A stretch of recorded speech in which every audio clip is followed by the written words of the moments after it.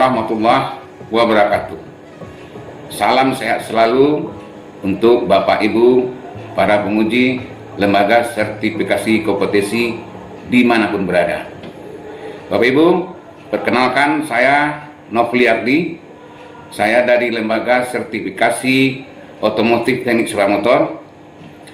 Pada kesempatan kali ini saya akan memaparkan presentasi berupa video pembelajaran dengan judul meningkatkan kredibilitas uji kompetensi berbasis KKNI. Video ini adalah satu syarat pemenuhan untuk penyegaran master penguji di lembaga sertifikasi kompetensi yang diselenggarakan oleh Direktorat Khusus dan Pelatihan Kementerian Pendidikan Dasar dan Menengah. Untuk itu, simak paparan video saya berikut ini. Mari kita masuk ke materi terkait dengan bagaimana meningkatkan kredibilitas uji kompetensi berbasis KKNI. Ibu sekalian, dengan adanya atau teknis bagaimana kita meningkatkan kredibilitas uji kompetensi yang berbasis KKNI ini di era yang modern sekarang. Kita sadar di tengah dinamika global yang serba cepat, dunia kerja menuntut lebih dari sekedar gelar akademis. Mereka mencari individu yang bukan hanya memiliki pengetahuan, tetapi juga kompetensi yang nyata, yang teruji dan diakui secara valid. Namun bagaimana kita bisa memastikan bahwa kemampuan yang kita miliki atau SDM yang kita rekrut benar-benar sesuai dengan standar industri? Ini adalah tantangan yang dihadapi oleh individu, institusi pendidikan, dan juga dunia usaha. Kemudian bagaimana solusinya agar meningkatnya kredibilitas uji kompetensi ini yang berbasis KKNI? Jawabannya terletak pada uji kompetensi yang terstruktur dan terstandar. Bukan sekedar ujian teori, melainkan proses asesmen yang mengukur kemampuan praktek dan pengetahuan sesuai dengan tuntutan profesi. Dan untuk memastikan uji kompetensi ini memiliki bobot dan pengakuan yang kuat, kita berpegang pada sebuah kerangka nasional yang kokoh, kerangka kualifikasi nasional Indonesia atau kita sebut biasanya dengan KKNI. KKNI adalah perwujudan sistematis dari kualifikasi kompetensi kerja di Indonesia yang mengintegrasikan sektor pendidikan dan pelatihan dengan sektor industri. Ini adalah jembatan yang menghubungkan apa yang dipelajari dan apa yang dibutuhkan oleh dunia kerja atau dunia usaha. Lalu bagaimana fondasi uji kompetensi itu? Nah, dalam KKNI terdapat pilar-pilar penting yang disebut Standar Kompetensi Kerja Nasional Indonesia atau kita sebut dengan SKKNI, di mana SKKNI ini adalah rujukan utama daftar rinci tentang apa yang harus diketahui, dikerjakan, dan sikap apa yang harus kita lakukan.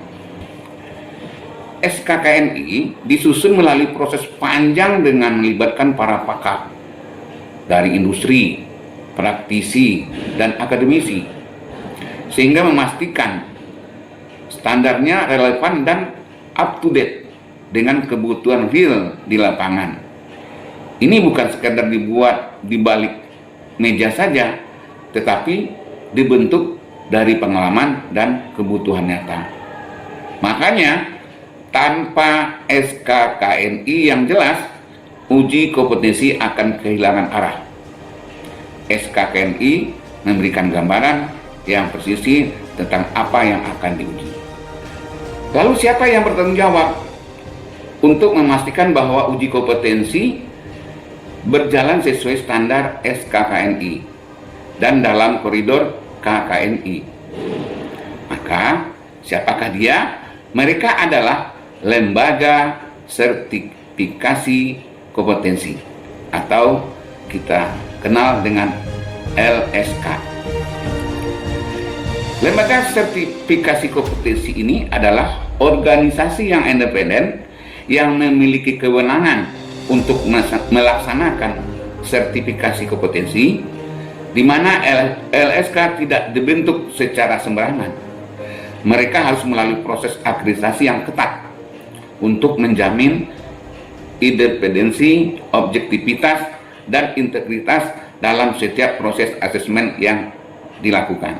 Maka dari itu, kehadiran lembaga sertifikasi kompetensi yang terakreditasi adalah penjamin bahwa sertifikat yang diterbitkan bukan hanya sekedar kertas, tetapi sebuah pengakuan sah dan kemampuan yang telah teruji secara profesional. Kemudian, lalu mengapa kredibilitas itu penting, baik bagi peserta didik maupun masyarakat? Mengapa, Bapak Ibu? Karena kredibilitas uji kompetensi sangat krusial.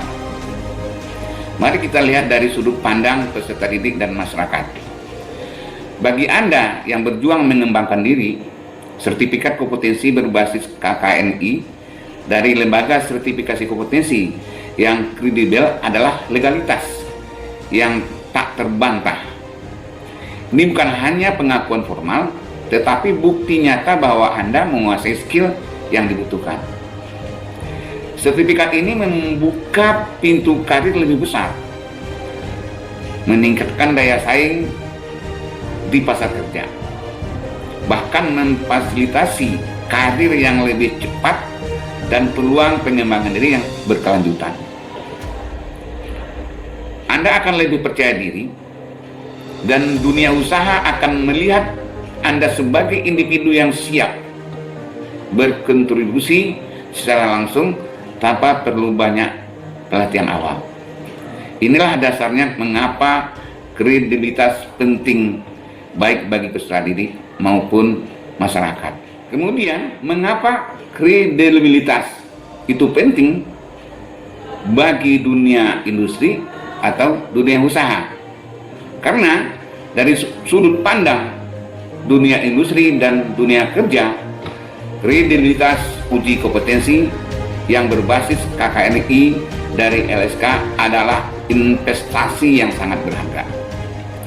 Industri membutuhkan sumber daya manusia yang siap kerja, yang tidak memerlukan waktu dan biaya besar untuk pelatihan ulang. Sertifikat kompetensi yang kredibel memberikan jaminan bahwa individu tersebut telah memenuhi standar kompetensi yang relevan dengan pekerjaannya. Bapak Ibu sekalian, mari kita melihat pilar utama peningkatan kredibilitas uji kompetensi, di mana untuk benar-benar meningkatkan kredibilitas uji kompetensi yang berbasis KKNI, ada beberapa pilar utama yang harus kita jaga dan diperkuat. Yang pertama adalah tentu kualitas penguji. Penguji bukan hanya penilai, tetapi juga mentor. Mereka harus kompeten, tersertifikasi, dan memahami betul SKKNI yang diujikan, serta memiliki integritas tinggi. Pelatihan yang berkelanjutan sebagai penguji adalah kunci utama. Kemudian pilar yang kedua adalah standar tempat uji kompetensi, atau kita mengenal dengan istilah TUK. TUK harus memenuhi standar fasilitas, baik peralatan dan lingkungan yang betul-betul harus kondusif, mirip dengan kondisi kerja real. Ini penting agar asesmen dapat dilakukan secara fair dan valid. Lanjut, pilar yang ketiga adalah konsistensi implementasi SKKNI.